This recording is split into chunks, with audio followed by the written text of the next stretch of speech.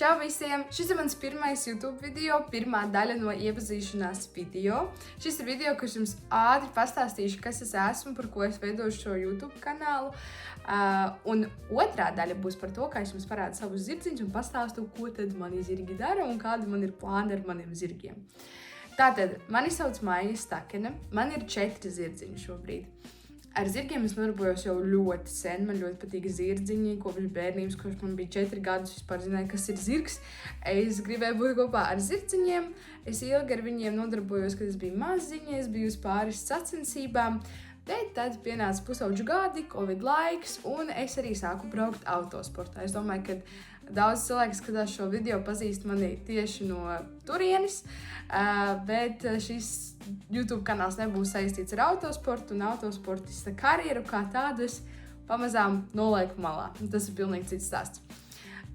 Un, kad es braucu rallycrossā, bija daudz stresa, bija Covid laiks, bija pusauģu gadi, stress, nervi tā tālāk, un es izdomāju, ka es ļoti gribu atgriezties pie zirgiem. Kad man tiešām pie tā velk, es gribu darīt kaut ko ārā. Es nopirku sākumā trušus, jo es nevarēju saņemties nopirkt zirgus. Tas bija kaut kas vienkārši crazy. Es nopirku trušus, es nopirku kazas, un man bija tāds, ok, es esmu gatava šim, un es nopirku 2 savvaļas zirgus. Šeit ir forši video, kā es viņus pirku. Mēs vienkārši noķērām viņus savvaļā, viņi maksāja, cik viņi maksāja? 250 eiro gabalā, man šķiet, tā kā gaļas vērtībā, kas ir šausmīgi. Bet pilnīgi 2 savvaļas koņiki, kurus es atvedu uz drauga laukiem, kurus uztaisīju mazu elektrisko ganu. Un tā sākās mans piedzīvojums. Es tagad saprotu, ka es neko nesapratu no zirgiem tajā brīdī. Man likās, ka es daudz ko zinu, jo es daudz laika pavadīju ar zirgiem, bet nē. Vai tas bija bezatbildīgs lēmums? Jā. Vai tas bija traki? Jā. Vai tas ir labākais lēmums, ko es pieņemu dzīvē? Jā. Un tas bija vienkārši crazy. Es nopirku 2 savvaļas zirgus, sāku viņus pieredināt. Šeit vēl kadri, kā mana trenere pirmo reizi pieredina manu savvaļas zirdziņu masu, jo man ir masa un zipo, viņi ir pusbrālīši, viņiem ir viens tētis. Tas bija kaut kas crazy, bet tas bija tik interesanti mācīties par visu zirgu psiholoģiju, saprast, kā zirgi domā, kā zirgus trenēt, kā viņus apmācīt, kā ar viņiem strādāt. Tas ir tik sarežģīti, tas ir tik interesanti, tas ir tik nenormāli pacietību prasošs darbs un tik daudz zināšanu prasošs darbs, ka es vispār to nekad nebūtu iedomājusies, bet tā kā man bija 2 savvaļas zirgi, kas man ir jāpieradina, tas vienkārši bija kaut kas, kas man bija jādara. Un tas bija vienkārši amazing, man tas ļoti patika. Es skatījos vienkārši nenormāli daudz YouTube video, es tajā ļoti attīstījos, un tagad šie abi zirdziņi vairs nav savvaļas. Viņi ir ļoti forši, super mīļi pupsīši, un es iepazīstināšu jūs vairāk ar viņiem otrajā daļā. Tad es iegādājos smagvilcēju ķēvīti ziediņu, no kuras man piedzima kumeliņš namējs. Ķēvīti es eventuāli pārdevu, un mēs dzīvojām 3 puikas.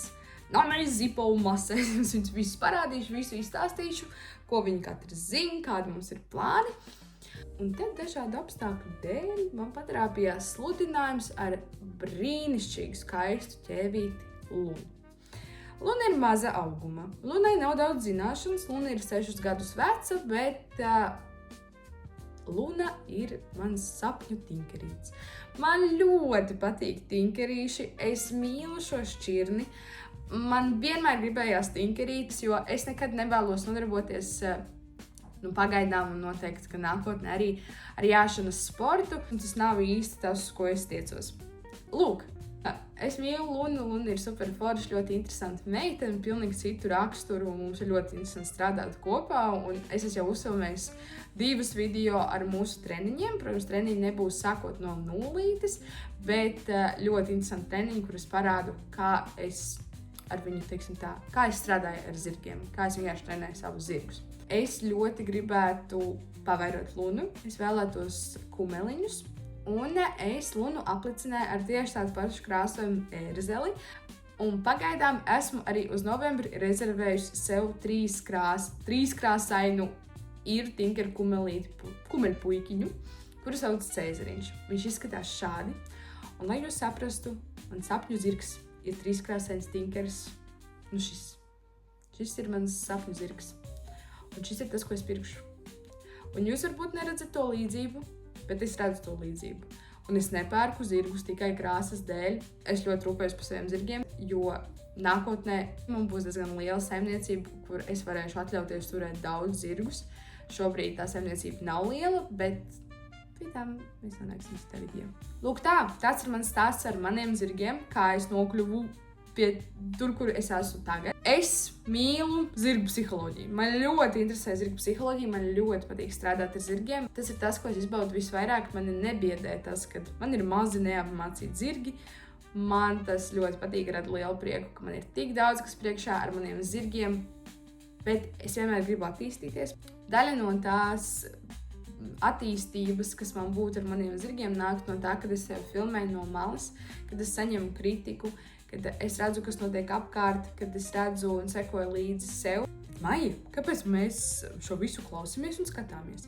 Jo es ļoti gribu attīstīt sevi publiski, jo man ir milzīgs sapnis nākotnē. Es ļoti vēlos veidot ekoturismu, pasākumus ar zirgiem, iepazīstināt cilvēkus ar zirgu dabu, ar zirgu psiholoģiju. Un, lai es to varētu darīt, man vajag mārketingu. Un šis mārketings ir šis. Es vienkārši gribu lielu nākotni laukos. Es teikšu tā. Un šis ir veids, kā jūs zināsiet par mani, jo ko es sēdēšu kaut kādā grāvī, kaut kādā meža vidū, un kurš vispār kam interesēs, ko es daru.